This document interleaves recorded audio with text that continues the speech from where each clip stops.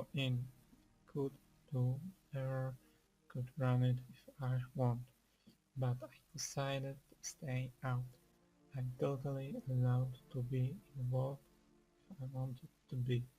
So far, haven't chosen to be involved. Stay out.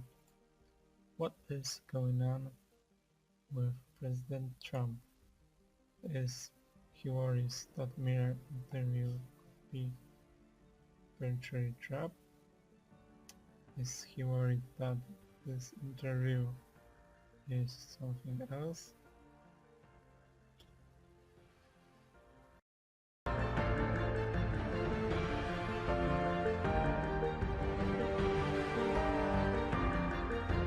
And today, the president is back on the attack against his own attorney general, who he has publicly urged to quit and privately attempted to fire. In one tweet, the president referred to Jeff Sessions' Justice Department with the word justice in quotes. In his Reuters interview today, the president did not rule out stripping Robert Mueller of his security clearance, which would greatly inhibit Robert Mueller's investigation of the Russian attack on our presidential election. The president said, "I haven't given it a lot of thought," when asked about Mueller's security clearance. Today, more than 175 former government officials signed a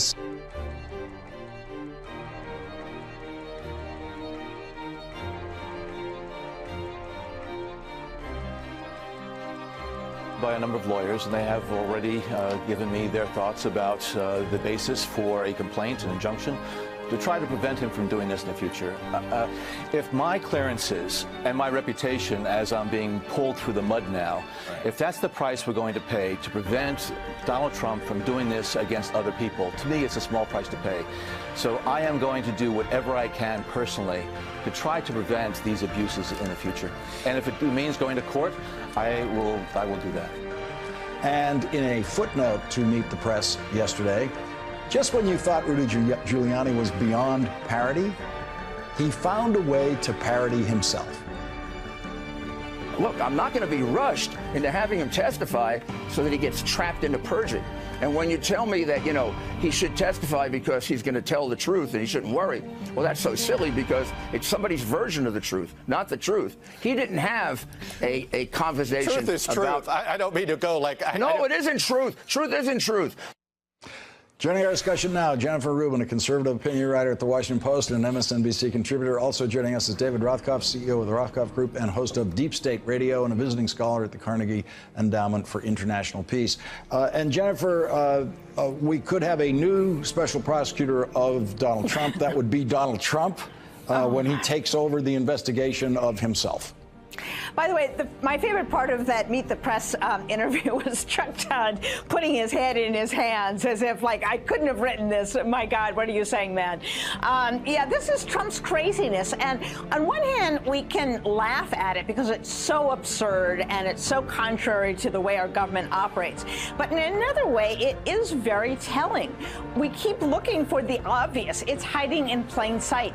Trump thinks he can use the Justice Department as his personal lawyers to protect him. This is more corrupt intent. It's staring us in the face every day. It comes out in these tweets. It comes out in the way he talks about Mueller and the way he talks about Jeff Sessions. So, yes, it's very amusing because it's so crackpotish and so evidently Trump, but there is a serious side to it, I think. And David, the president can fire the attorney general. He can fire the deputy attorney general.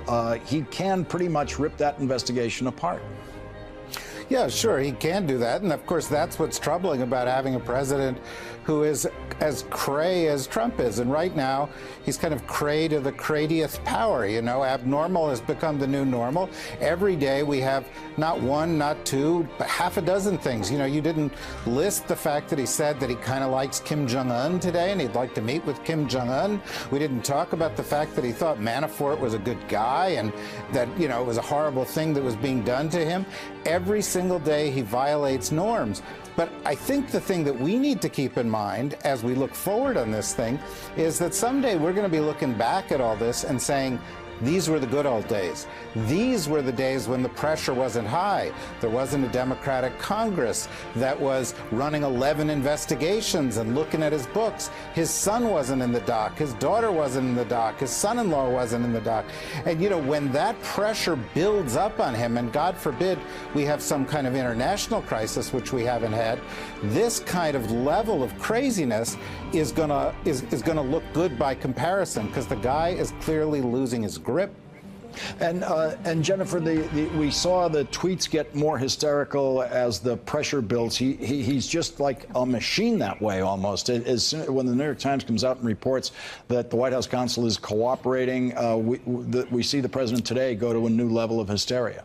Yeah, the tweets are the most, I think, helpful window into his mind, into his psyche, because they are unfiltered and he cannot help himself. There is no grand strategy here, folks. The notion that he's playing three-dimensional chess or five-dimensional chess is ridiculous. This is his impulsivity. This is his crazed, confused thinking. This is his anger. This is more helpful, probably, than anything other than putting him under oath, because it's the real Trump. David, John Brennan publicly allowing for the possibility that he's considering what to do legally in terms of suing about the loss of his security clearance, not for himself, as he puts it, but possibly to establish a precedent about this. Rudy Giuliani out there tonight tweeting, saying, please sue. You know, the president taunting today, saying we want him to sue so that we can go into discovery against him. It would be a complicated issue for John Brennan to decide to do this. Well, I think it might be a complicated issue, but of course, you know, there are traditional processes that are followed for removing people's security clearances, both within agencies and from beyond agencies, and they typically involve due process. They typically involve proving that there is some kind of national security issue that's come at stake as a result of it. And I think the burden of proof on the president and the accusers of Brennan would be more difficult than it would be for Brennan, who is one of the most distinguished public servants we've had, one of the really outstanding leaders the intelligence community has produced, and is absolutely an apolitical actor. This is a guy who simply has devoted himself to U.S. public service for the past 25 years. And so, you know, I think, you know, Rudy Giuliani, again, that was another unhinged tweet that's a parody of a parody.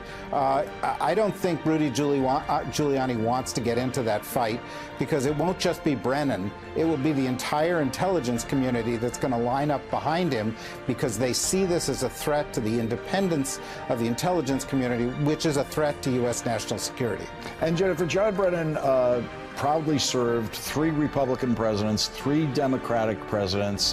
He has, in his professional life, no partisan history whatsoever. And you have a long list of people who are everything from Congressional Medal of, not Medal of Honor, but Presidential Medal of Honor recipients, Presidential Medal of Freedom recipients, people who have been honored by West Point in the person of Leon Panetta. He wants to take away all of their security clearances. But I think this is important for another reason, and this is because it is the practice for when he decides to do this to Mueller. And it's important right now that the intelligence community speak as one voice, that Congress, if they can ever get their act together, if Republicans ever decide to show any spine whatsoever, not likely, but certainly for Democrats to get their act together, because if he goes down that route, then we really are, I think, at a constitutional crisis point. So it's important to speak up now. It's important for the intelligence community to really not tolerate this whatsoever. And you do see just a phalanx of these people moving forward now. 175 people in one letter, 60 people in another. So they are certainly showing their patriotic stripes by not responding to an attack on an individual or from an individual, but standing up for American principles, for democratic norms. What a concept.